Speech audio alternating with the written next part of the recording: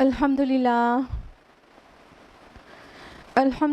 رب العالمین والصلاة والسلام علی رسولہ الکریم وعلی آلہ واصحابہ اجمعین اما بعد واعوذ باللہ من الشیطان الرجیم بسم اللہ الرحمن الرحیم شہر رمضان الذی انزل فیہ القرآن ھدی للناس وبینات من الہدی والفرقان بسم اللہ الرحمن الرحیم رب اشرح لی صدری ویسر لی امری واحلل عقدۃ من لسانی یفقہوا قولی۔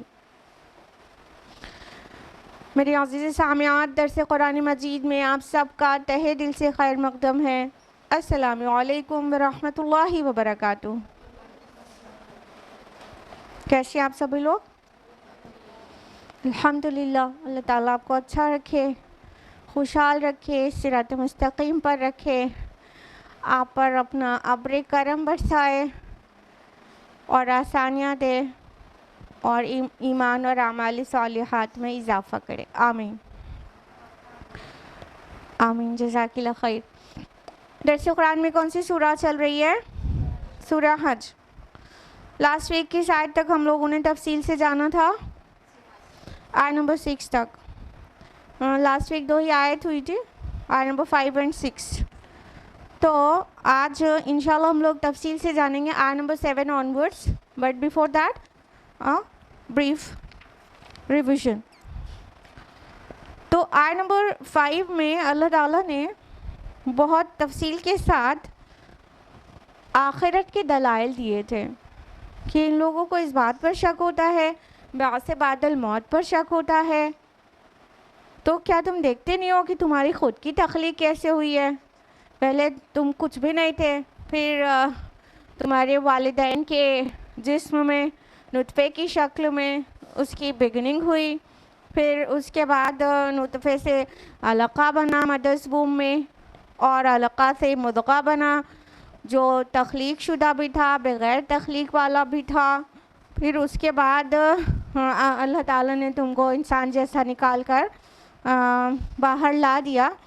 تو یہ اللہ تعالیٰ فرما رہے کہ ہم تم کو ساری چیزیں کھول کھول کر بیان کرتے ہیں تاکہ تم سمجھو، تاکہ تم غور کرو، فکر کرو، اور فائنلی آخرت کے وقوع کا تمہیں یقین آ جائے۔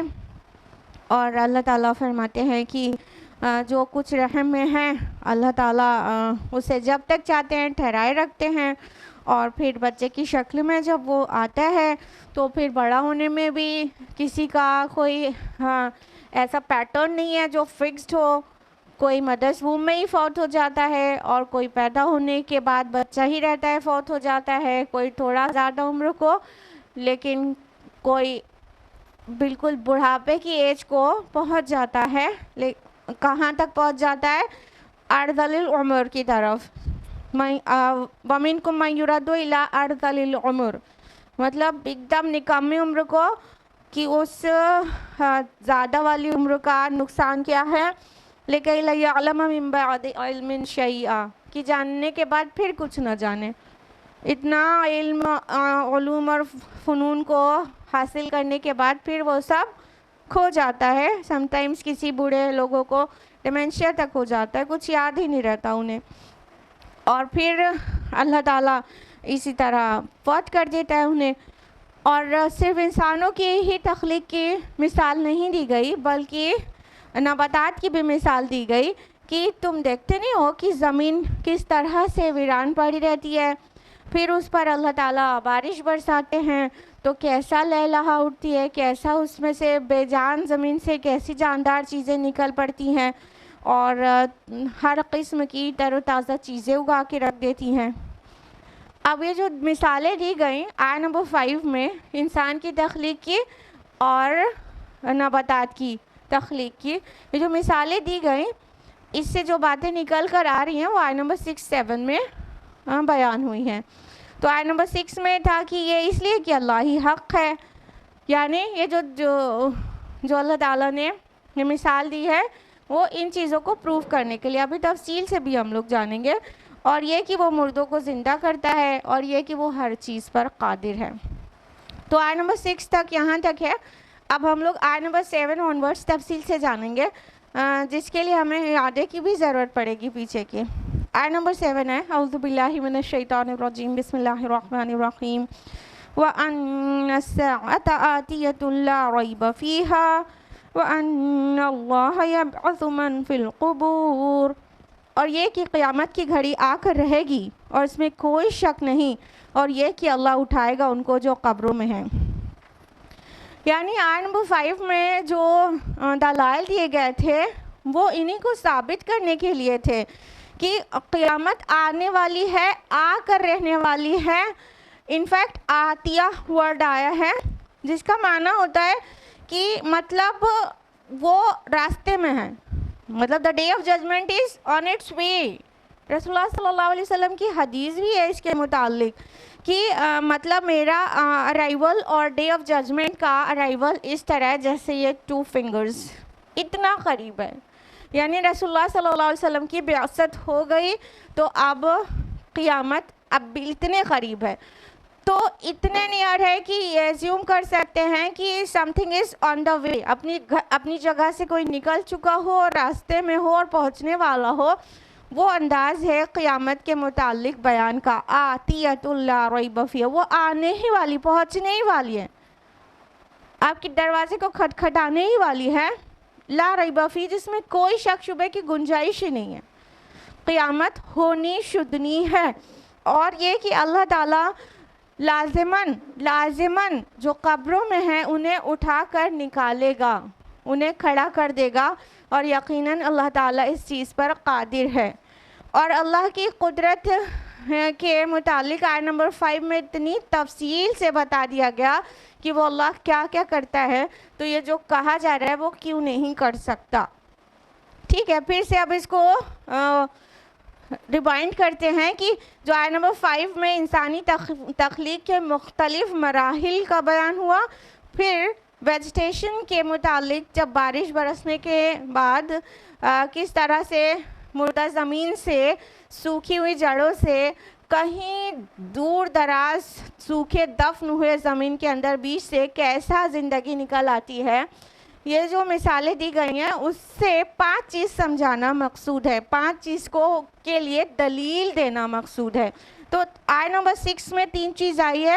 پہلی بات یہ کہ اللہ ہی حق ہے، ٹھیک ہے. دوسری بات یہ کہ وہ مردوں کو زندہ کرے گا. تیسری بات یہ کہ اللہ ہر چیز پر قادر ہے اور اس چیز پر بھی قادر ہے. چوتھی بات آیت نمبر 7 میں آئی ہے کہ قیامت آنے والی ہے، بس آیا ہی چاہتی ہے اور اس میں کوئی شک نہیں. اور پانچویں بات یہ کہ اللہ پاک لازماً مردوں کو قبروں میں سے نکال کر زندہ کر دے گا. یہ 5 چیزیں ہیں.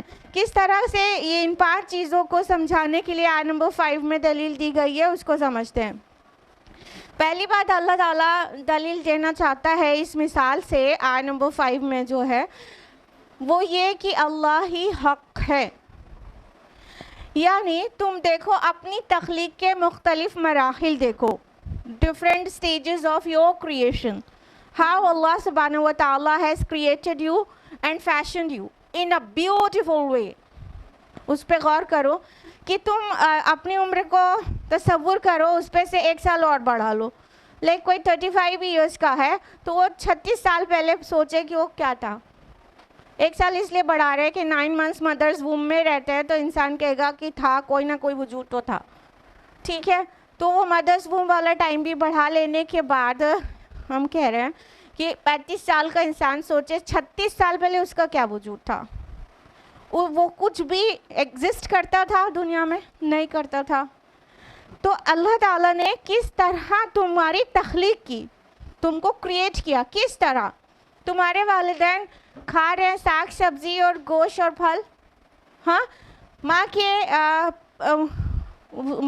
پیٹ میں اووری کے اندر اوویولز بن رہے، اووم بن رہے ہیں، اور والد کے ٹیسٹس کے اندر اسپرمز بن رہے ہیں. دونوں سیم چیزیں کھا رہے ہیں، ہاں. ابھی بھی تم وجود میں نہیں آئے ہو. پھر اس کے بعد اللہ تعالیٰ نے تم کو کس طرح سے وجود میں لا دیا کہ وہ مائکروسکوپک ओवम और स्पर्म का फ्यूजन से जो जाइगोट या फर्टिलाइज्ड एग का फॉर्मेशन होता है, फिर वो मुख्तलिफ जो अभी भी माइक्रोस्कोपिक है, you cannot see it by your naked eye ना, जब तक आप माइक्रोस्कोप के ज़रिए नहीं देखें तब तक आपको नज़र नहीं आ सकता इस तरह नंगी आंखों से। ये माइक्रोस्कोपिक चीज़ वजूद में आती है और फिर वो अल्लाह ताला के हुक्म से मदर्स वूम में करार पाती है और उस वो सेल मल्टीप्लिकेशन होता है, सेल डिवीज़न होता है, मल्टीप्लाई होने लगती हैं सेल्स। और सोचिए कि एक एग या एक स्पर्म में पूरे के पूरे इंसान होने का पोटेंशियल मौजूद है कि नहीं है? नहीं तो बिगनिंग कहाँ से हुई? पोटेंशियल इतने माइक्रोस्कोपिक कीड़े के अंदर मौजूद है पूरे इंसान होने का। उस एक छोटी सी चीज़ से किस तरह कुछ चीज़ें तुम्हारा ब्रेन बना देती हैं। वही सेल अभी सिंगल सेल या मल्टीप्लाई होने के बाद किस तरह से मल्टी सेल्यूलर स्ट्रक्चर वजूद में आ जाता है। अब वो माइक्रोस्कोपिक के बजाय थोड़ा बड़ा हो जाता है और फिर उसी से एक स्पर्म और एक ओवम के फ्यूजन से, एक जाइगोट से कोई सेल्स तुम्हारा ब्रेन बन जाती है, कोई सेल तुम्हारे हार्ट मसल्स बनाती हैं, कोई सेल्स तुम्हारा आई बॉल बनाती हैं, जिसके सबके अलग अलग फंक्शंस हैं, सबके अलग अलग फंक्शंस हैं। और अल्टीमेटली अप्रॉक्सीमेटली 9 मंथ्स पे एक जीता जागता पूरा कंप्लीटली फंक्शनल ह्यूमन बीइंग वजूद में आ जाता है। तो जो अल्लाह ताला ये सब कुछ करता है और किसी के बस में नहीं कि इसमें किसी भी चीज़ में वो दखल दे सके, तो फिर अभी भी कोई कहे कि अल्लाह हक नहीं है तो वो अक्ल का अंधा नहीं तो और क्या है। मतलब अपने क्रिएशन के डिफरेंट स्टेजेस पर गौर करने से पता चल जाता है सुभान अल्लाह, या अल्लाह आपकी ज़ात ही हक है। तो अल्लाह हक नहीं अगर अभी भी कोई कहे तो फिर उसके दिमाग का मसला है, उसे किसी मेंटल हॉस्पिटल में एडमिशन ले लेना चाहिए। दूसरी बात ये समझाई गई कि वो मुर्दों को ज़िंदा करेगा, ज़िंदा करता है। तो ये चीज़ भी तुम हर वक्त देख ही रहे हो कि मतलब ह्यूमन बीइंग खा रहा है जो कुछ, वो नॉन लिविंग थिंग खाता है ना, मतलब मीट भी खाता है तो वो डेड थिंग होती है ना। हाँ, अब तो डेड सेल हो जाती ना वो। और अरहर की दाल और गेहूं भी खा रहा है तो वो डेड सेल ही तो खा रहा है ना। लेकिन उससे उसके अंदर क्या चीज़ पैदा होती है जो एक ज़िंदा इंसान की तख्लीक कर देती है। तो और हमारे बॉडी के जो डिफरेंट एलिमेंट्स हैं वो भी नॉन लिविंग है। अरे हम किस चीज़ के बने हैं? डिफरेंट एलिमेंट्स ऑफ सॉइल जो हैं वही different elements of human body भी हैं। पोटेशियम, मैग्नीशियम, कार्बन, कैल्शियम, ये सारी चीज़ों से मिलकर ही तो हमारी बॉडी बनी है ना, यही एलिमेंट्स तो हैं। एक डॉक्टर जो भी अभी अंडर स्टडीज़ है वो भी हमारे दरमियान मौजूद है, सिस्टर आमिना, टीचर इन तकवा इस्लामिक स्कूल। वो सोच रहे होंगे कि साइंस तो और मेडिकल साइंस तो हम लोग पढ़ते हैं और मैम हर हफ्ते मेडिकल साइंस यहाँ पढ़ाती हैं। तो इट्स चैलेंजिंग ना डॉक्टर्स के सामने मेडिकल्स की बात करना ना। तो अल्लाह ताला जो इस तरह नॉन लिविंग, तुम्हारी बॉडी भी तो नॉन लिविंग एलिमेंट्स की बनी है ना, कैल्शियम, पोटेशियम, फास्फोरस, इन्हीं चीज़ की बनी है। उससे अल्लाह ताला लिविंग क्रिएट कर देता है। हाँ, तुम्हारे अंदर से एक ज़िंदा बच्चा बरामद हो जाता है, ठीक। और फिर वेजिटेशन की जो मिसाल दी गई कि देखो ज़मीन में सूखी डेड पड़ी हुई जड़ें और कहीं सूखा हुआ बिल्कुल गुमनाम मिट्टी के अंदर दबा हुआ कोई बीज, अल्लाह ताला अपने अब्र करम उस पर बरसाता है कि वो पूरी ज़िंदगी लहलहा उठती है। हाँ, नबातात में। तो जो अल्लाह ताला तुम अपनी आंखों से मुशाहिदा कर रहे हो, یہ ہیومن لائف سائیکل تو تھوڑا 40 50 60 70 سال کی ہوتی ہے، لیکن یہ جو مطلب نباتات کی جو لائف سائیکل ہے یہ تو ہر سیزن کی ہے. تم ہر سیزن میں یہ چیزیں ہوتا ہوا دیکھتے ہو. تو کیا وہ اللہ مردوں کو زندہ نہیں کر سکتا، جبکہ تم اپنی آنکھوں سے مشاہدہ کر رہے ہو کہ اللہ مردے سے زندہ پیدا کر رہا ہے اور زندے سے مردہ بھی؟ تو اس میں ڈاؤٹ کی کیا بات رہ گئی؟ اور جو تیسرا پوائنٹ نکل کر آتا ہے کہ اللہ تعالیٰ ہر چیز پر قادر ہے. تو اس مثال سے مطلب کیسے سمجھ میں آتا ہے کہ اللہ تعالیٰ ہر چیز پر قادر ہے؟ کہ تم دیکھ رہے ہو کہ اللہ یہ کچھ کر سکتا ہے، مطلب اپنے تخلیقی مراحل اور وہ ساگ سبزی کے تخلیقی مراحل دونوں کو نظر میں لے کر پھر دیکھو کہ جب اللہ تعالیٰ جو رب اس چیز پر قادر ہے تو وہ تم کو ریزریکٹ کرنے میں، تم کو ریوائیو کرنے میں آفٹر ڈیتھ کیوں قادر نہیں ہے؟ اگر تم نے ایسا سوچا تو بہت ہی تم نے لو ایسٹیمیٹ کیا اللہ تعالیٰ کو. ما قدر اللہ حق قدری، تم نے اللہ کی وہ قدر نہ کی، وہ ایسٹیمیشن نہ کیا جو اس کا حق تھا. تمہارا ایسٹیمیشن تو انسان کے متعلق غلط نکل سکتا ہے، تم اس کو جو لمٹ دے دیتے ہو، جبکہ انسان مخلوق ہے. جب انسان نے زمین پر چلنے والی گاڑیاں بنا لی تو انسانوں نے سوچا کہ انسان یقیناً بہت پہنچی ہوئی چیز ہے اور وہ اتنی فاسٹ رننگ گاڑیاں بنا لے رہا ہے، لیکن انسان کے بس میں اتنا ہی ہے کہ وہ زمین پہ چلنے والی گاڑیاں بنائے، وہ ہوا میں نہیں اڑ سکتا پرندوں کی طرح. تب انسان نے انسان کی پوٹینشیل اور اس کی صلاحیتوں، اس کی قدرت کو لمٹ کیا تھا. پھر وہ دور آ گیا کہ انسان نے ہوا میں اڑنے والی گاڑیاں بھی بنا لی.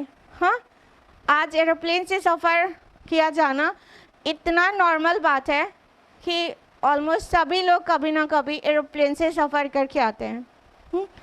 تو ہم نے جب انسان کے متعلق کچھ 100 سال پہلے یہ تصور کیا کہ اتنا ہی بس اسے قدرت ہے کہ زمین پر تیز دوڑنے والی بنا لے، اور وہ پھر غلط ثابت ہو گیا اس نئے وقت میں، تو پھر اللہ تعالیٰ کے بارے میں کیا کہتے ہو؟ کہ تم جو ایسٹیمیٹ کر رہے ہو، جو دکھ رہا ہے نا وہ یہ تو ہو سکتا ہے، لیکن وہ جو اپنی آنکھوں سے نہیں دیکھا وہ نہیں ہو سکتا. مر گئے، چورا چورا ہو گئے، مٹی میں مل گئے، ذرات بکھر گئے پورے فضا میں، پھر کیسے ریزریکٹ ہوں گے؟ پھر کیسے ریوائیول ہوگا ہمارا؟ بعث بعد الموت کیسے ممکن ہے؟ تو دیکھ لو اے عقل مندو، تم نے انسان، اللہ کے جو تخلیق ہے، اللہ کی جو مخلوق ہے، اس کے بارے میں جو اندازہ لگایا وہ غلط ثابت ہو گیا، تو تم خالق کا کیا اندازہ لگانے چلے ہو؟ ما قدر اللہ حق قدری.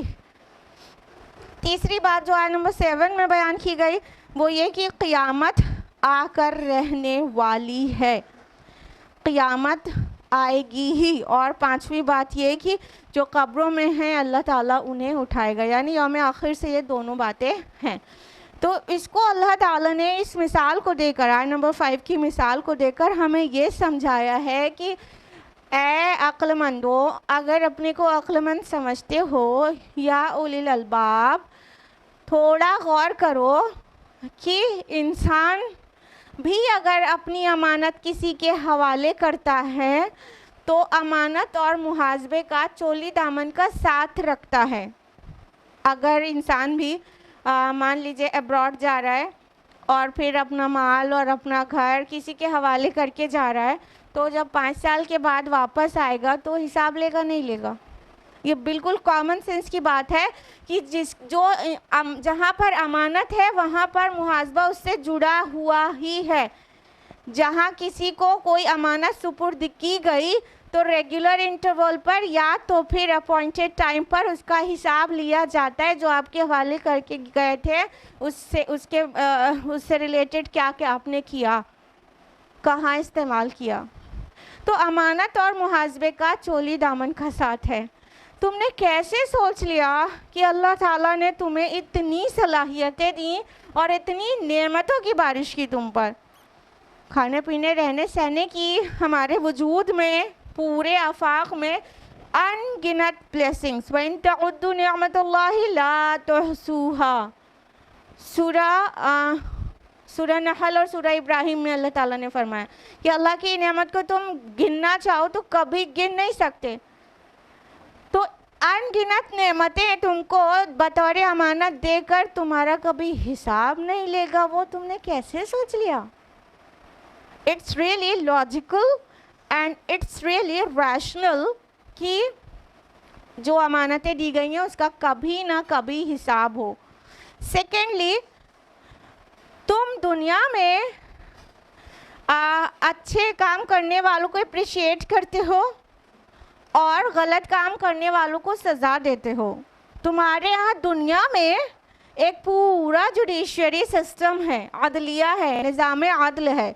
سپریم کورٹس ہیں، ہائی کورٹس، سپریم کورٹ ہے، ہائی کورٹس ہیں، منی کورٹس ہیں.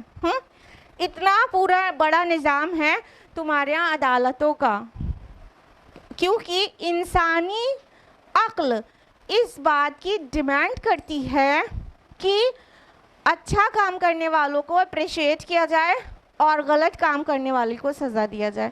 تو دنیا میں جب تمہارے نزدیک بہت ساری چیزیں غلط اور صحیح ہیں اور اس کو تم ریوارڈ اور پنشمنٹ دنیا میں دیتے ہو اور تمہارا پورا نظام عدلیہ اس کے لیے کھڑا ہوا ہے جس میں لاکھوں لوگ امپلائڈ ہیں اور کروڑوں لوگ اس سے متاثر ہوتے ہیں، تو تم نے کیسے سوچ لیا اور یہ تمہاری عقل کو کیسے گوارا کرے گا کہ اللہ تعالیٰ برے بھلے کو سب کو مٹی میں ملا کر برابر کر دے؟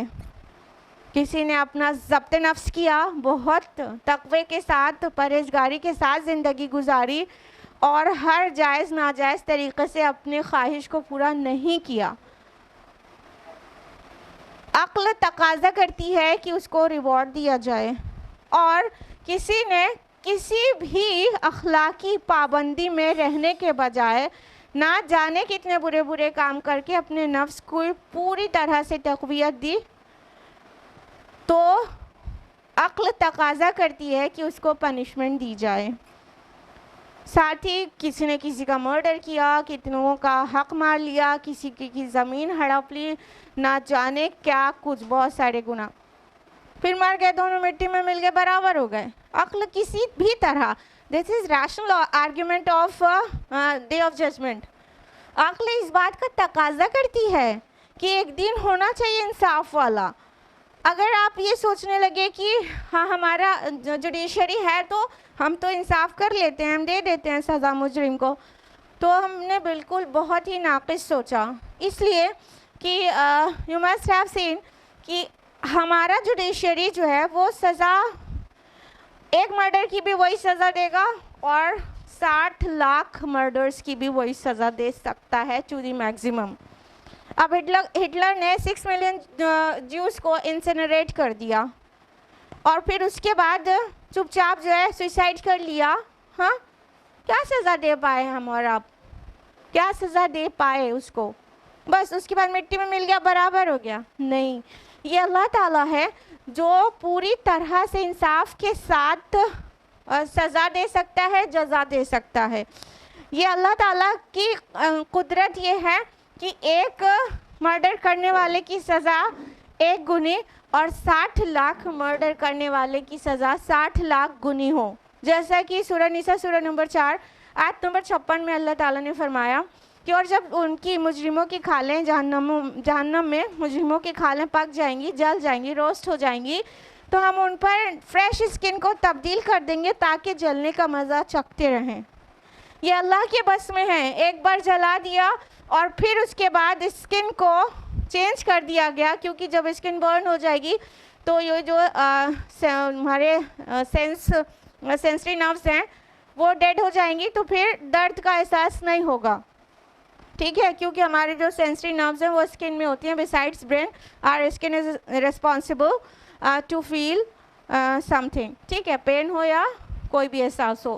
تو یہ جل کے پھر سے نئی اسکن دے دینا یہ صرف اللہ کے بس میں ہے. اللہ 1 گنا اور 60 لاکھ گنا سزا دے سکتا ہے. تو یہ بالکل ریشنل ہے کہ قیامت آنا چاہیے اور ایک فائنل دن ایسا ہونا چاہیے جس دن فیصلہ ہو. ساتھ ہی وہ دن عقل اس بات کی بھی کا تقاضا کرتی ہے کہ وہ دن ایسا ہونا چاہیے جب یہ پورا دنیا کا نظام لپٹ چکا ہو، وائنڈ اپ ہو گیا ہو، تب آئے. کیونکہ کئی لوگوں کے گناہوں کے رجسٹر ان کے مرنے کے بعد بھی سالہ سال قیامت تک کھلے رہتے ہیں. سب کو پتہ ہے، کوئی برے کام کا وہ انیشیٹ کر دیا، اس کے بعد یا تو مسلیڈ کر دیا، اس کے بعد جنریشن ٹو جنریشن اس کو فالو کیا جا رہا ہے، تو اسی کے انیشیٹ کیے ہوئے تو غلطیاں اور گناہ ہیں جو آگے کے لوگ بھی کر رہے ہیں. تو ابھی اس کا رجسٹر تو بند نہیں ہونا چاہیے قیامت تک. مطلب ایک دن ایسا ہو کہ جب سب کچھ ہو جائے. اسی طرح کوئی اچھا کام جس نے کر دیا اس کے اچھے اثرات بھی قیامت تک باقی رہے. تو عقل اس بات کا بھی تقاضا کرتی ہے کہ جو عدل والا دن ہو، جو انصاف والا دن ہو، جو ڈے آف ججمنٹ ہو، وہ یہ سب کا عمل جو ہے جب پیک اپ ہو جائے تبھی آئے، تبھی اسے کمپلیٹ ریوارڈ یا پنشمنٹ دیا جا سکتا ہے. کلیئر؟ تو وہ دن ہے، عقل اس کا تقاضا کرتی ہے ہونا چاہیے، اس لیے وہ دن آ کر رہے گا. اور اللہ تعالیٰ بالکل اس بات پر قادر ہے کہ تم کو جلا اٹھائے اور تم سے اپنا جو کچھ تمہارے ہینڈ اوور کیا تھا، ٹائم، اسکلز، منی، بلیسنگز، ایوری تھنگ، اس کا محاسبہ کرے. اور جس کو ریوارڈ ملنا چاہیے، اچھے کام کیا تھا اس نے، اس کو ریوارڈ دے جنت کی شکل میں، اور جس نے برے کام کیا تھا اس کو پنشمنٹ دے جہنم کی شکل میں. تو کتاب سے لے کے عقل تک اس چیز کا ڈیمانڈ کرتی ہے کہ ڈے آف ججمنٹ ہونا ہی چاہیے. ہم سب کو اگر معلوم ہے تو معلوم ہونے سے کچھ نہیں ہوتا، ہمیں کچھ ریشنل اور لاجیکل آرگیومنٹس یاد رکھنا چاہیے تاکہ جو ایمان نہیں رکھتے ان کو ہم دعوت دے سکیں صحیح سے کہ یہ بالکل ہونے والی چیز ہے اور ہونا ہی چاہیے. کتاب کو یعنی قرآن کو سائیڈ میں رکھ کے بھی آپ ثابت کر لیں کہ قیامت آئے گی اور حساب و کتاب ہوگا. آیت نمبر 8 ہے وَمِنَ النَّاسِ مَن يُجَادِلُ فِي اللَّهِ بِغَيْرِ عِلْمٍ وَلَا هُدًى وَلَا كِتَابٍ مُنِيرٍ.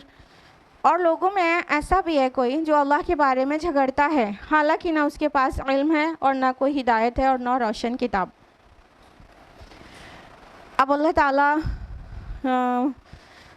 ان لوگوں کے بارے میں بات کر رہے ہیں جن کے پاس نہ تو علم ہوتا ہے، نہ ہدایت، اور نہ ہی کوئی illuminating بک جو روشن کتاب ہو، جو جس بنیاد پر وہ اپنی بات میں بحث کرے.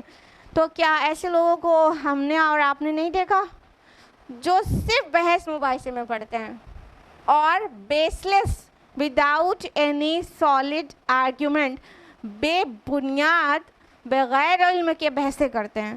یہ ان لوگوں کے بارے میں ہے کہ کچھ لوگ ایسے بھی ہوتے ہیں جن کے پاس کوئی علم نہیں ہے، نالج نہیں ہے، آتھینٹک سورس سے کوئی نالج نہیں ہے، ولا ہدن، اور نہ ہی کوئی ہدایت ہے. ہدایت رسول کے معنی میں بھی لے سکتے ہیں کہ رسول کے کوئی میسج ہو اس کے پاس، وہ بھی، یا تو ہدایت سم ٹائمز ہدا ورڈ ایسے بھی آتا ہے، ریشنل تھاٹ کے بارے میں بھی آتا ہے کہ کوئی دلیل عقلی ہو اس کے پاس. ہدا ورڈ قرآن حکیم میں ایسی جگہوں پر بھی یوزڈ ہے کہ عقلی دلیل، ایٹ لیسٹ جو بات کر رہا ہے عقل کے ساتھ کر رہا ہے، ریشنل تھاٹ ہے اس کے پاس اپنی بات کو کہنے کی. تو نہ ہی اس کے پاس کوئی ریشنل تھاٹ ہے، عقلی دلیل ہے، ریشنل آرگیومنٹ ہے، اور نہ ہی رسول کی لائی ہوئی ہدایت ہے، اور نہ ہی اس کے پاس کوئی کتاب ہے، کوئی آسمانی کتاب جس سے وہ ثابت کر سکے وہ جو کہہ رہا ہے وہ صحیح کہہ رہا ہے. اور اس کتاب میں ایسا مینشنڈ ہے، آسمانی کتاب وحی کے ذریعے جو آئی ہو. تو کچھ لوگ ایسے بھی ہیں جو یہ کام کرتے ہیں، اور ہماری سوسائٹی میں بھی بھر کے ہیں ایسے لوگ جو بحثیں کرنے میں بہت ماہر ہیں، جبکہ نہ ہی ان کے پاس آتھینٹک نالج ہوتی ہے، نہ وہ اتنے مائنڈیڈ ہوتے ہیں کہ وہ ریشنل تھاٹ کے ساتھ بات کریں، اور نہ ہی علم الوحی ان کے پاس ہوتا ہے کہ کم از کم اللہ نے جو روشن کتاب نازل کی ہے. ایٹ پریزنٹ قرآن مانیں گے, اس سے پہلے کے پیریڈز میں جب دوسری کتابوں میں کوئی ملاوٹ نہیں ہوئی تھی تو وہ بھی روشن کتابیں تھیں اپنے اپنے دور کی, جیسے تورات, انجیل وغیرہ. تو یہ لوگ بھی ایسے ہیں جو بحث کرتے ہیں, جھگڑا کرتے ہیں اللہ کے بارے میں, جانتے کچھ نہیں ہیں, بحث کرنے لگتے ہیں. یہ کون لوگ ہوتے ہیں؟ یہ کون لوگ ہوتے ہیں؟ یہ وہ ہوتے ہیں جن کے دل میں تکبر ہوتا ہے, متکبر لوگ ہوتے ہیں. اللہ تعالیٰ نے سورہ مؤمنون میں فرمایا کہ یہ لوگ بغیر دلیل کے اللہ کے بارے میں جھگڑا کرتے ہیں اور ان کے دلوں میں کبر ہے, تکبر ہے, جس کی وجہ سے یہ جھگڑا کرتے ہیں. یعنی وہ اپنی انا میں رہتے ہیں, جو میں کہہ رہا ہوں بس وہی میری مانو, بحث کرتے ہیں, جھگڑا, جدال, ڈیبیٹ, کہ وہ صحیح ثابت ہو جائیں, وہ ڈومینیٹ کر جائیں بس کسی طرح. تو ان کا مقصد یہ ہوتا ہے. تو مقصد جو ہے وہ اندر سے کیا آ رہا ہے؟ تکبر آ رہا ہے نا, بڑائی اپنی, وہ اپنی بڑائی چاہتے ہیں, اس لیے اپنی بات کو ثابت کرنا چاہتے ہیں. حالانکہ نہ ہی ان کے پاس عقلی دلیل ہے نہ نقلی دلیل ہے. عقلی دلیل مطلب وہ ریشنل تھاٹ کے ہوں, نقلی دلیل مطلب ان کے پاس کوئی کتاب ہو, نقل کرے وہاں سے. ہاں, کوئی بھی چیز نہیں, بس اپنی انا, اپنی شان, اپنے کبر میں وہ بحثیں کرتے ہیں. تو ایسے بھی لوگ ہوتے ہیں جو اللہ کے بارے میں جھگڑا کرتے ہیں جبکہ انہیں اوتھینٹک نالج نہیں ہوتی, عقل و شعور نہیں ہوتا, اور نہ ہی اللہ کی کتاب کا علم ہوتا ہے جس کو وہ پروف کے طور پر پیش کریں کہ دیکھو میں جو بات کہہ رہا ہوں وہ یہاں سے ٹیکن ہے. تو یہ لوگ پوری طرح سے متکبر لوگ ہیں, ایروگینٹ پیپل ہیں, جن کے دل میں کبر ہے, ایروگینس ہے, بڑائی ہے. اور پتہ ہے نا, جس کے اندر رائی کے دانے برابر بھی کبر ہوگا وہ جنت میں نہیں جائے گا. ایوری بڈی نوز. صحیح مسلم کی حدیث ہے. صحابہ نے سوال کیا, یا اللہ کے رسول, ہمیں سے ہر کوئی یہ پسند کرتا ہے کہ اس کا لباس اور اس کا جوتا اچھا ہو, تو کیا یہ بھی کبر ہے؟ تو ہمارے پیارے نبی صلی اللہ علیہ وسلم نے کیسا ویری ویل ایکسپلین کیا کہ واللہ جمیل یحب الجمال. نہیں, اللہ خوبصورت ہے اور خوبصورتی کو پسند کرتا ہے. یہ کبر نہیں, یہ تکبر, ایروگنس نہیں ہے کہ تم کوئی اچھے لباس پہن لو یا اچھے جوتے. ہاں, یہ سب کو پسند ہے, اللہ کو خود خوبصورتی پسند ہے. لیکن تکبر کیا ہے کہ تو حق کو نہ حق کرے یا تو پھر کسی کو نیچا جانے. یعنی جب حق بات پیش کیا جائے تو کہتے یہ چلیں ہم کو سکھانے, جمعہ 8 دن ہوا, چلیں ہم کو سکھانے. ہم کو نہیں سکھا سکتے. یہ کبر ہے, کسی سے نہ ماننا, کوئی حق پیش کر رہا ہے اس کو ریجیکٹ کر دینا, یہ ہم کو سکھائیں گے. ہاں, یہ کبر ہے. اور کبر کیا ہے؟ تکبر وہ یہ کہ کسی کو حقیر جانے. پہنی آپ 10,000 کا ڈریس, لیکن کوئی آپ کے بغل میں 300 کا سوٹ پہن کے بیٹھے ہو تو اس کو اپنے سے نیچا جاننا اور اس کے بغل میں نہ بیٹھنا پسند کرنا, یہ ہے کبر. تو اللہ کے رسول صلی اللہ علیہ وسلم نے واضح کر دیا کہ تکبر کیا ہے. تو یہ وہ لوگ ہوتے ہیں جو بحثیں کرتے ہیں, یہ متکبر لوگ ہوتے ہیں, ان کے دل میں چھپا ہوتا ہے ایروگنس. اللہم لا تجعلنا منہم, آمین. آیت نمبر 9, ثانیہ اطفیہ لیضل عن سبیل اللہ. اپنی کروٹ موڑ کر چل دیتا ہے تاکہ لوگوں کو اللہ کے راستے سے گمراہ کرے. لہ فی الدنیا خزی ونذیقہ یوم القیامۃ عذاب الحریق. اس کے لیے دنیا میں رسوائی ہے اور قیامت کے دن ہم اسے جلانے والے عذاب کا مزہ چکھائیں گے. ثانیہ اطفیہ, اطفی جو عطف مینس ہوتا ہے مطلب کروٹ یا پہلو. ثانیہ اطفی, آپ سبھی کو پتہ ہے ثنا, اثنا, ثانی دوسرے کو کہتے ہیں, ٹھیک ہے. تو جو انسان پیٹھ موڑ لے, جو انسان اپنی پہلو موڑ لے اور اس کو دوہرا کر لے, یعنی ٹرن ہو جانے کے معنوں میں کہ کوئی حق بات کوئی پیش کر رہا ہے اور ٹرن ہو جائے تکبر سے, چلو تمہارے پھر چلے آئیں سنانے کے لیے, اپنی پاس رکھو, اس طرح اس کا منظر کشی کی گئی. ثانیہ اطفی, تکبر کے ساتھ, آؤٹ آف ایرگینس, ہی ٹرنڈ اوے, وہ مڑ گیا, اپنی پیٹھ دکھا دیا, اپنے پہلو کو ڈبل کر لیا, موڑ لیا. کہ یہ ملائٹ لوگ تو بس جہاں ہوتے شروع ہو جاتے ہیں, یہ ملانیوں کا تو کام ہی یہی ہے. مڑ گئے, ٹرن ہو گئے. ہاں, اور تکبر کے ساتھ, اور ساتھ ہی اللہ کے راستے سے لوگوں کو گمراہ کرتے, خود ہی نہیں رکے حق کو قبول کرنے سے, بلکہ باقیوں کو بھی مس لیڈ کر رہے ہیں, مس گائیڈ کر رہے ہیں کہ ارے بھیا ان کے چکر میں پڑو گی تو کہیں کی نہیں رہو گی, ابھی یہ بھی یہ حرام وہ حرام سب حرام بتا دیں گی, تو ان کی بات مت مانو. اوروں کو مس گائیڈ کرنے بھی لگتے ہیں. اس سے اوپر ان کا ذکر تھا جو خود مس گائیڈڈ ہیں, اور یہاں پر ان کا ذکر ہے جو خود تو مس گائیڈڈ ہے ہی, ساتھ میں دوسروں کے کو بھی اپنے ساتھ مس گائیڈ کرتے ہیں, دوسروں کو بھی بہکانے میں کسر نہیں چھوڑتے ہیں, اللہ کی راہ سے دوسروں کو گمراہ کرتے ہیں کہ وہ بھی اللہ کی راہ پہ نہ چلنے پائیں. یہ ڈیوٹی کس کی تھی ایکچولی؟ گمراہ کرنے کی, اللہ کے راستے پہ نہ چلنے دینے کی. کس کی ڈیوٹی ہے؟ شیطان کی, ابلیس کی.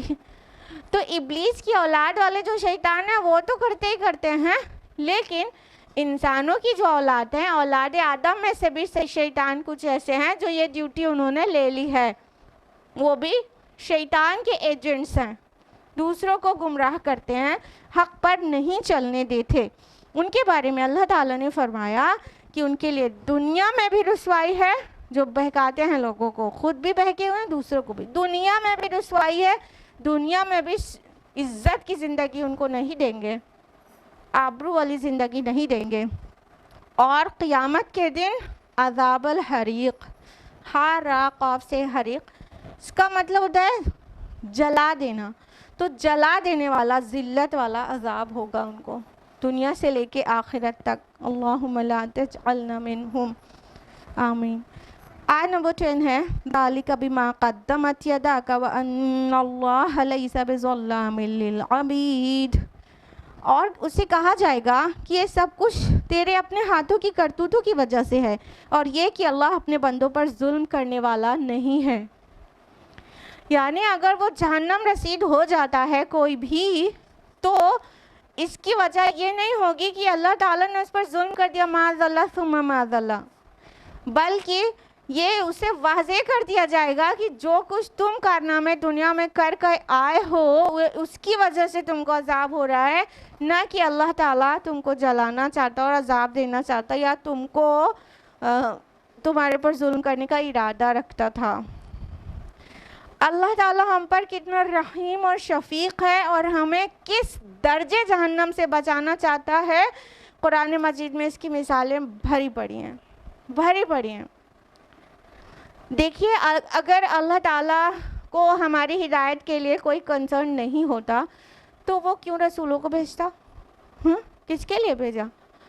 کیوں کتابوں کو نازل کرتا؟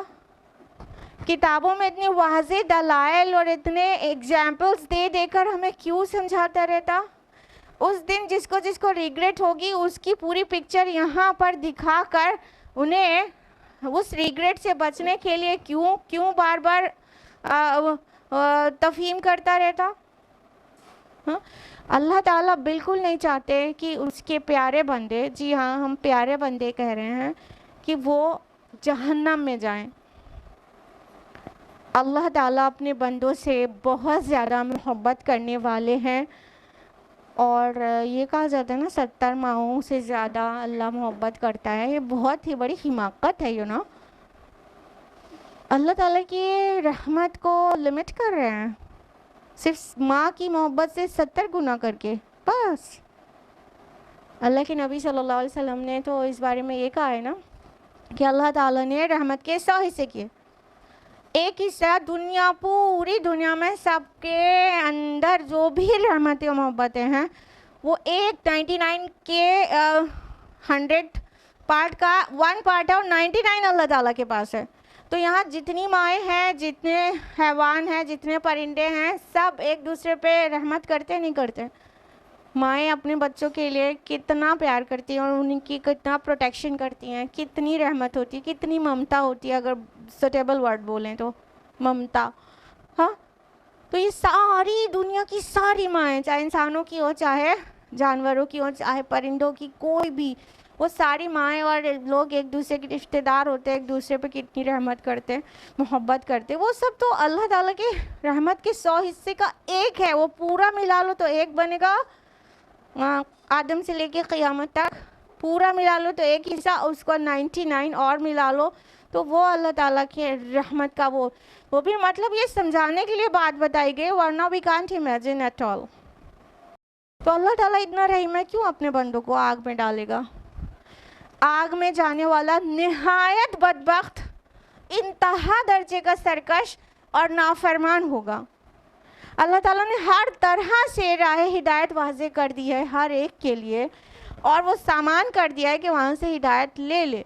لیکن انسان ہے کہ ہدایت لینا چاہتا ہی نہیں ہے، کتاب اللہ سمجھ کر اسے پڑھنا نہیں ہے. داعیان اسلام پکار کر اسے حق کی طرف بلا رہے ہیں، اسے سن کر دینا نہیں ہے.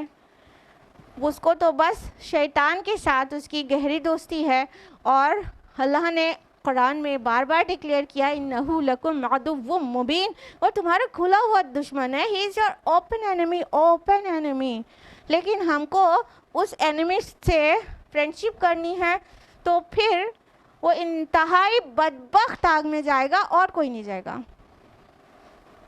تو جس میں اتنے آفاق میں، انفس میں اور کتاب میں، رسولوں کی تعلیمات میں ہر جگہ ہدایت کی چیزیں بھری پڑی ہیں، لیکن اس کے بعد بھی نہ دیکھے تو آگ میں جائے گا. اللہ تعالیٰ نے ظلم نہیں کیا اپنے بندوں پر، وہ ظلم نہیں کرنا چاہتا، اس کا ارادہ ہرگز بھی ظلم کرنے کا نہیں ہے. آیت نمبر 11 ہے وَمِنَ النَّاسِ مَن يَعْبُدُ اللَّهَ عَلَى حَرْفٍ، اور لوگوں میں سے کوئی وہ بھی ہے جو اللہ کی عبادت کرتا ہے کنارے پر رہ کر. فَإِنْ أَصَابَهُ خَيْرٌ اطْمَأَنَّ بِهِ، تو اگر اسے کوئی فائدہ پہنچائے تو اس پر مطمئن رہتا ہے. وَإِنْ أَصَابَتْهُ فِتْنَةٌ انقلب عَلَى وَجْهِهِ، اور اگر اسے کوئی آزمائش آ جائے تو اپنے منہ کے بل الٹا پھر جاتا ہے. خسر الدنیا والآخرہ، وہ خسارے میں رہا دنیا میں بھی اور آخرت میں بھی. ذالک هو الخسران المبین، یہی تو کھلا خسارہ ہے. اب دیکھیے یہ بہت خاص لوگوں کا ذکر ہو رہا ہے. ٹائپ آف پیپل آپ ریکگنائز کریے گا. اللہ تعالیٰ فرما رہے ہیں لوگوں میں سے کوئی ایسا بھی ہے جو اللہ کی عبادت کرتا ہے علی حرف، کنارے. کون اللہ کی عبادت کرتا ہے کنارے پہ رہ کے؟ ایگزیکٹلی، ماشاء اللہ. اللہ تعالیٰ آپ کے علم اور فہم میں اضافہ کرے. بغیر ورڈ منافق کا استعمال کیے گئے، یہاں پر منافقانہ کردار کی ایک پکچر اسکیچ کی گئی ہے کہ اور ایسے بھی لوگ ہوتے ہیں جو اللہ کی عبادت کنارے پہ کھڑے رہ کے کرتے ہیں. سمجھ آ رہا ہے کنارے پہ کھڑے رہ کے کرنے کا کیا مطلب ہے؟ آپ لوگ کو اپنے آپ سمجھ میں آ رہا ہے؟ بتائیے. بتائیے. کنارے پہ آف کورس کھڑے رہنے کا مطلب یہ ہے جیسے کوئی جنگ میں ایک دم بارڈر لائن پہ کھڑا رہے تو کس لیے کھڑا رہے گا؟ کہ جب جیت ہونے لگے گی تو ادھر لڑا کے ان کے ساتھ ہو کے مطلب مال غنیمت میں سے اپنا حصہ لگا لیں گے، اور اگر ہارنے لگے تو ادھر سے کھسک جائیں گے. پانی پہ کنارے پہ کھڑے رہ کے کوئی انسان کوئی بھی ایکٹیویٹی کرے جو کہ بیسٹ ہونی تھی بیچ میں مجدار میں جا کر، تو وہ نہیں کرے گا. کہیں ڈوب گئے تو کنارے پہ کھڑے رہو، فائدہ ہوگا تو پھر دوڑ کے ادھر چلے جائیں گے. نہیں، وہ لوگ ڈوبنے لگے تو ہم ادھر سے نکل جائیں گے. تو یہ منافقانہ روش ہے. ادھر بھی بنا کے رکھو، ادھر بھی بنا کے رکھو، فائدہ جدھر کا ہوگا ادھر لڑک جانا. آگے واضح کیا گیا فَإِنْ أَصَابَهُ خَيْرٌ اطْمَأَنَّ بِهِ، اگر کوئی فائدہ پہنچے تو اس طرف ہو جاتے ہیں، اس پر مطمئن ہونے لگتے ہیں، اور کوئی نقصان پہنچے تو پھر منہ کے بل الٹے پھر جاتے ہیں. یعنی وہ اپنے لیے دوسرے راستہ بھی بنا کے رکھتے ہیں کہ کچھ بھی مطلب سیکریفائس کا ٹائم آیا تو سیکریفائس نہیں دے سکتے، ہم قربانی نہیں دے سکتے. ہاں کچھ ملنے کا وقت آیا تو ان کے ساتھ ہو کے ارے آپ نے تو دیکھا ہی ہے، ہم تو آپ کے ہمیشہ کے ساتھی، آپ کے مددگار، آپ کے خیر خواہ ہیں، ہمیشہ آپ کی تعریف کرتے تھے ہر ایک سے، فوراً ادھر آ کے مل جائے. جبکہ اسلام کیا تقاضا کرتا ہے؟ دین اسلام اپنے ماننے والوں سے یہ تقاضا کرتا ہے کہ وہ جب کہہ دیں لا الہ الا اللہ محمد رسول اللہ تو پھر کسی چیز سے نہ ڈریں اور اپنی جان اپنا مال سب کچھ لے کے حاضر ہو جائیں. پھر اب جو ہو سو ہو، جو بھی اب ہونا ہے ہو جائے، ہر چہ باد آباد. اب تو اس راہ میں چل کر جو بھی برداشت کرنا پڑے گا کریں گے. جب اوکلی میں سر دے دیا ہے تو دھمک سے کیا ڈرنا. اب کہہ دیا ہے لا الہ الا اللہ محمد رسول اللہ تو اس کے سارے تقاضوں کو پورا کریں گے، چاہے جتنی قربانیاں دینی پڑے. نہ کہ یہ منافقانہ انداز کی قربانی دینے کے ٹائم ادھر ہو لیے اور ریوارڈ ملنے کے ٹائم ساتھ میں آ گئے.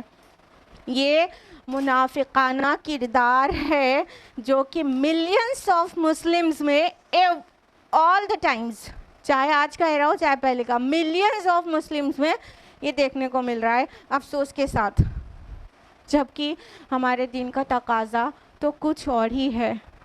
دین کا تقاضا ہے کہ جب قربانیاں دینے کا وقت آئے تو قربانیاں دو، جب تمہیں کامیابی ملے گی تو اس کے بھی حصے دار رہنا دنیا میں بھی. تو بچا کے نہ رکھ اسے، اسی فلسفی کو علامہ اقبال نے شعر میں اتارا. تو بچا کے نہ رکھ اسے، تیرا آئینہ ہے وہ آئینہ کہ شکستہ ہو تو عزیز تر ہے نگاہ آئینہ ساز میں. جتنا یہ وجود اللہ کی راہ میں تکلیفیں برداشت کرے گا، سہے گا، ٹوٹے پھوٹے گا، اتنا خالق خوش ہوگا. ہم اس کو کمفرٹ دے لیں اور پھر خالق راضی ہوتا ہے کہ ناراض، پرواہ نہ کریں تو that person is not the مومن. یہ تو منافقانہ حرکت ہے. دیکھیے اس آیت کا مضمون سورہ بقرہ سے کافی مل رہا ہے اور کئی چیزیں سورہ بقرہ سے مشابہت رکھتی ہیں سورہ حج کی. اس آیت کے سملر سورہ بقرہ میں بھی آیت ہے نا کہ جب بجلی چمکتی ہے اور اس کی روشنی میں یہ چلنے لگتے ہیں اور جب اندھیرا ہو جاتا ہے تو کھڑے کے کھڑے رہ جاتے ہیں. تو یہ بھی اسی طرح کا میسج دے رہی ہے آیت کہ جب ملنے کا ٹائم آتا ہے تو ساتھ ہو لیتے ہیں، کنارے کنارے پر اللہ کی عبادت کرتے ہیں. جب کچھ مل رہا ہوتا ہے تو آپ کی طرف، جب کچھ قربانی دینے کا، ہارڈ شپ سہنے کا، سفرنگس میں پڑنے کا وقت آتا ہے تو گڈ بائی کہہ دیتے ہیں اور بڑی تکلیف ہوتی ہے. تو یہ سورہ بقرہ کے بہت سارے مضمون سورہ حج کے ساتھ ملتے ہیں. ایک تو یہ ہو گیا. دوسری بات سورہ حج میں بھی اور بقرہ میں بھی ابراہیم علیہ السلام کا ذکر ہے، دونوں ہی سورہ میں حج کا ذکر ہے. تو یہ ساری چیزیں بھی، اور شہادت الناس کا بھی ذکر اس سورہ میں ہے، لاسٹ آیا یا سیکنڈ لاسٹ. اور سورہ بقرہ کی آیت میں 143 بھی ہے وہی شہادت الناس کے ٹاپک پہ. تو یہ بہت سارے مضامین بقرہ اور حج کے ملتے ہیں. اسی وجہ سے اطمینان کے ساتھ اس کو مکی سورہ نہیں کہتے. سب سے جو پرومیننٹ بلکہ بیلوڈ اوپینین ہے وہ عبداللہ ابن عباس رضی اللہ عنہ کی ہے، حبر الامہ کی. انہوں نے فرمایا کہ یہ اس کا کچھ حصہ مکہ میں نازل ہوا، کچھ مدینہ میں اور کچھ ایون ہجرت کے سفر میں. تو سب طرح کے رنگ اس سورہ میں مل جائیں گے. تو یہاں ورڈ منافق استعمال نہیں ہوا، لیکن منافقین کی کا ڈسکشن وہ مدنی صورتوں میں ہے نا، تو اس میں آ گیا. اور بقرہ میں بھی آیا ہے، وہاں پہ بھی ورڈ منافق نہیں استعمال ہوا ہے. سورہ نساء میں جا کر لفظ منافق آیا ہے. سورہ بقرہ میں منافق لفظ نہیں آیا، لیکن ان کے کیریکٹر کو اسکیچ کیا گیا ہے اس سورہ میں بھی، بقرہ میں بھی. اسی آیت میں آگے اللہ تعالیٰ کہتے ہیں ایسے منافقانہ جو کردار کے لوگ ہوتے ہیں، جو دو منہے ہوتے ہیں، जिधर का फ़ायदा देखते हैं उधर रहते हैं और मसलहत पसंद होते हैं, को कहते हर बात को मसलहत बताकर हिकमत बताकर हर चीज़ करते हैं, उनके लिए क्या है? खसरत दुनिया वल आखिरा, दुनिया का भी नुकसान और आखिरत का भी। अब बताइए दोनों नुकसान कैसे हो गया? आखिरत का तो नुकसान है ही, इन्नल मुनाफिकीन फी दर्किल अस्फली मिनन नार, मुनाफिकीन जहन्नम के सबसे निचले दर्जे में है। सूरह निसा सूरह नंबर 4 आयत नंबर 145। लेकिन दुनिया का नुकसान कैसे हो गया बताइए? आप लोग सोचिए जल्दी से, कोई बता पाएगा जल्दी से? बिल्कुल, देखिए दुनिया का नुकसान ऐसे है मुनाफिकीन को। पहले काफिर की मिसाल समझिए। काफिर क्या होता है? रिजेक्ट कर देता है, बिल्कुल ठीक है, हक को रिजेक्ट कर देता है और दुनिया को पूरी तरह से कबूल कर लेता है। तो कम से कम दुनिया का मज़ा तो मिल ही जाता है, उसको मिल जाता है। दुनिया उसने पसंद कर लिया, आखिरत को उसने रिजेक्ट कर दिया, अल्लाह की बात मानने से इनकार कर दिया और वर्ल्डली बेनिफिट्स को उसने अपना मकसद हयात बना लिया। तो उसे दुनिया में तो मज़ा मिलता ही है ना, कम से कम जो लग्जरीज़ और जो भी वो नफ्स की जो इताअत से जो लज्जत उन्हें मिलती है दुनिया की तो मिल ही जाती है। लेकिन मुनाफिक का हाल ये है कि वो दुनिया भी उसे नहीं मिलती, इसलिए कि वो तो मुज़ब्ज़ब है ना, इधर भी मेंटेन किया हुआ है, इधर भी मेंटेन किया हुआ है, और इसी बात की वजह से उसके अंदर का जो इत्मीनान है वो गुम जाता है कि कहीं इनको ना पता चल जाए कि हम इधर से भी जुड़े हुए हैं, कहीं इनको ना पता चल जाए कि हमारा इधर भी दोस्ती है, कहीं हमारी पोल खुल के सबके सामने ना आ जाए, कहीं ये ना हो जाए, कहीं वो ना हो जाए, उसकी दुनिया भी चली जाती है। कहने का मतलब दुनिया में भी वो बेचैन रहता है, ऊपर से उसको दुनियावी फ़ायदा, उसका जो मकसद है, उसका दुनियावी मालूमता है ना, तो वो डरता भी रहता है कि इनके साथ हैं तो यहाँ पे नुकसान ना हो जाए। तो इस तरह वो अपनी दुनिया भी खो देता है। दुनिया में उसके दिल में सुकून नहीं रहता, ईमान के बाद जो तस्कीन और सुकून आता है वो नहीं रहता।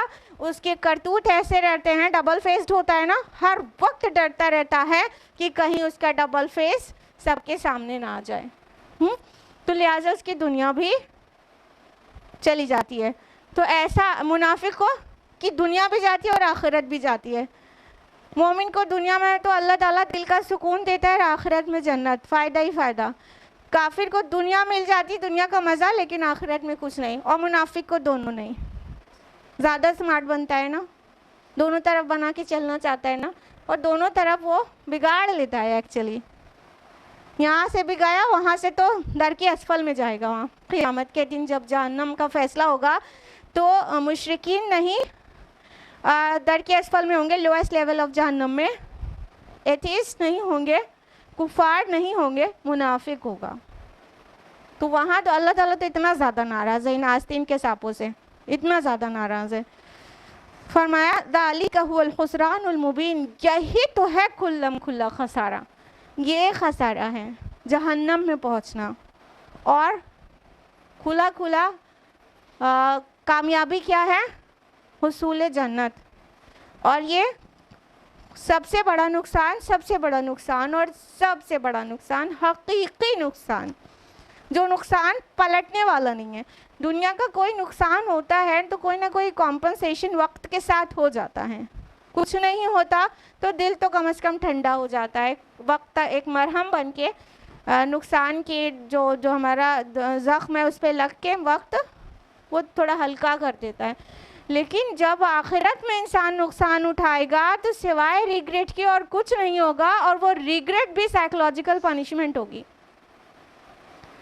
तो यही तो है सबसे बड़ा नुकसान। अल्लाह ताला बचाना चाहता है, बंदो नुकसान से बच जाओ, ऐ मेरे बंदो सबसे बड़े नुकसान से बच जाओ, जहन्नम से बच जाओ। तुम यहाँ पर टेस्ट के लिए आए हो, तुमको यहाँ भेजा गया है तुम्हारा इम्तिहान लेने के लिए। इसको अपना डेस्टिनेशन ना समझ लो। अगर इसको डेस्टिनेशन समझ लोगे तो फिर तुम उसे संवारने और सजाने में लग जाओगे और तुम अपने मकसद हकीकी से गाफिल हो जाओगे। और गाफिल हो गए तो शैतान तुम्हें तो اتنا بڑھیا والا گناہ کو اتنے بیوٹیفل ریپرز میں ریپ کر کے پیش کرے گا کہ تم پہچان نہیں پاؤ گے، اور الٹیمیٹلی وہ جو چاہتا تھا کہ تمہیں جہنم رسید کروا دے تو تم وہاں پہنچ جاؤ گے، جو کہ سب سے بڑا نقصان ہے۔ لہٰذا دھیان اس بات پر دینا چاہیے کہ ہم کو یہ سارے ریمائنڈرز ٹائم ٹو ٹائم ملتے رہیں، تاکہ ہم اپنے کردار کو، اپنے اعمال کو اس آئینے میں دیکھ سکیں۔ مطلب یہ کوئی ایلین ٹائپ انسان کی بات نہیں ہو رہی ہے، یہ وہی لوگ ہوتے ہیں ہمارے اور آپ کے درمیان، یہ وہی لوگ ہوتے ہیں جو زبان سے کلمہ شہادہ کا اقرار کرتے ہیں، یہ وہ لوگ ہوتے ہیں جو نمازیں بھی پڑھتے ہیں، یہ وہ لوگ ہوتے ہیں جو زکوٰۃ بھی دیتے ہیں، یہ وہ لوگ ہوتے ہیں جو دکھانے کے لیے حج عمرے بھی کرتے ہیں، سب کرتے ہیں۔ یعنی منافق کون ہوتا ہے؟ زبان سے اسلام کا اقرار کرتا ہے، دل میں سچا والا ایمان نہیں ہوتا نا۔ تو یہ سب کچھ کرتے ہیں لیکن ان کے اعمال ایسے نہیں ہوتے، ان کے اعمال میں خلوص نہیں ہوتا، وہ اللہ تعالیٰ کے لیے رضا کے لیے اچھے کام نہیں کرتے، بلکہ جو کچھ کرتے ہیں دکھاوے کے لیے۔ اگر اچھا کام کر رہے ہیں، باقی ان کا جو مقصد ہوتا ہے وہ مومن سے بالکل مختلف ہوتا ہے۔ مومن کا مقصد ہوتا ہے رضائے الہی، اور اس کا مقصد ہوتا ہے مال و متاع دنیا۔ تو اتنا بڑا ڈیفرنس ہے۔ تو ہم قرآن میں غطسنی کرتے رہیں گے تو یہ ریمائنڈرز ہمیں ملتے رہیں گے انشاءاللہ، تو ہم اپنے کردار، اپنے لائف کو، اپنے اعمال کو اس آئینے میں دیکھ سکیں گے کہ یہ منافقانہ حرکتیں ہمارے اندر تو نہیں۔ ہم تو ہر ایک چیز دنیا کے فائدے کے لیے جا رہے اسٹیپس کو مصلحت نہیں بتایا کرتے ہیں، مصلحت پسندی۔ ارے یہ حکمت ہے، کیا ضرورت ہے اپنی جان جوکھم میں ڈالنے کی؟ جب حالات صحیح ہو، ماحول صحیح ہو تب کرنا، ابھی بیٹھو چپے، ابھی حالات صحیح نہیں ہے، یہی حکمت ہے۔ تو ہمیں دیکھنا چاہیے کہ یہ ہم اتنی زیادہ والے مصلحت پسند تو نہیں ہو رہے، ہم جو کچھ کرتے ہیں رضائے رب کے لیے کر رہے ہیں یا دنیا کو پلیز کرنے کے لیے؟ ہر ایک چیز واٹس ایپ اسٹیٹس اور فیس بک اسٹوری پہ لگا کے ہمیں غور کرنا چاہیے۔ اور اس طرح قربانیاں دینے سے ڈرتے تو نہیں ہیں ہم، کنارے تو اللہ کی عبادت نہیں کر رہے، بالکل کنارے پر رہ کے کہ ادھر بھی اور ادھر بھی ملائے رکھیں سب کو۔ یہ ساری چیزوں کے ساتھ اپنے کو چیک کرنا چاہیے۔ یہ تھی آیت نمبر 11۔ اس کے آگے ہم لوگ انشاءاللہ نیکسٹ ویک جانیں گے۔ آج کے لیے اتنا ہی۔ اللہ تعالیٰ سے دعا ہے کہ وہ ہم سبھی کو قرآن مجید کا پیغام بہتر طریقے سے سمجھنے کی توفیق عطا فرمائے، یہاں تک کہ ہم سب اس پر، اس کے تمام حقوق پر کو پورا کرنے والیاں بن جائیں۔ ہم اسے پڑھیں، سمجھیں، عمل کریں اور غیروں تک پہنچائیں، اور اللہ تعالیٰ جن چیزوں سے ہمیں روک رہا ہے اس کتاب میں، اس کے قریب بھی نہ جائیں۔ آمین یا رب العالمین۔ وآخر دعوانا ان الحمدللہ رب العالمین۔ والسلام علیکم ورحمۃ اللہ وبرکاتہ۔